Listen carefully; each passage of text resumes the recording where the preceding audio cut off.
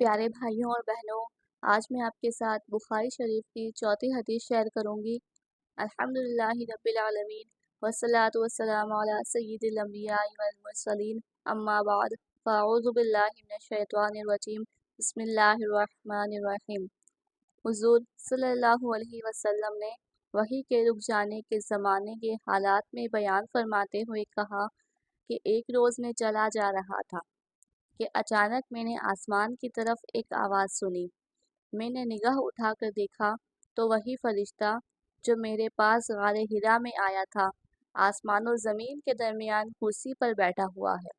میں اس سے ڈر گیا اور میں گھر لوٹ کر آیا تو میں نے کہا کہ مجھے کمبل اڑاؤ، مجھے کمبل اڑاؤ۔ پھر اللہ تعالیٰ نے یہ آیت نازل فرمائی، یا ایھا المدثر قم فانذر وربک فکبر وثیابک فطہر والرجز فہجر۔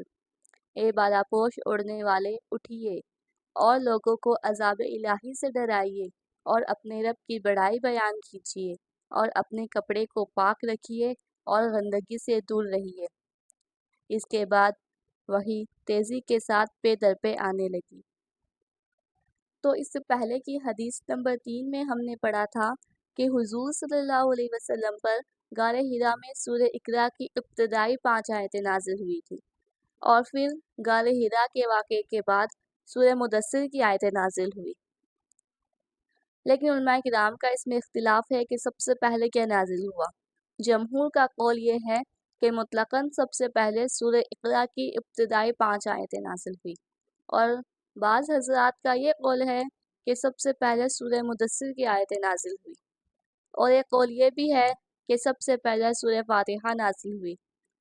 یہ حدیث اس کی دلیل ہے کہ سب سے پہلے سورہ اقرا کی ابتدائی 5 آیتیں نازل ہوئی، اور اس حدیث کا یہ حصہ کہ اچانک میں نے دیکھا کہ وہ فرشتہ جو غار حرا میں آیا تھا زمین و آسمان کے درمیان کرسی پر بیٹھا ہوا ہے، اس کی دلیل ہے کہ سورہ مدثر کی یہ 4 آیتیں غار حرا کے واقعے کے بعد نازل ہوئی، اور اس پر سب کا اتفاق ہے کہ سورہ اقرا کی ابتدائی آیتیں غار حرا میں نازل ہوئی، اور غار حرا کے واقعے کے بعد سورہ مدثر کی آیتیں نازل ہوئی۔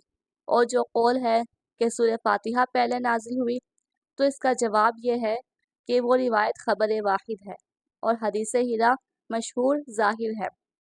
خبر واحد کے مقابلے میں خبر مشہور کو ترجیح ہوگی۔ خبر واحد وہ ہوتی ہے جو ایک یا 2 راویوں سے روایت ہو، اور خبر مشہور وہ ہے جو کئی راویوں سے روایت ہو۔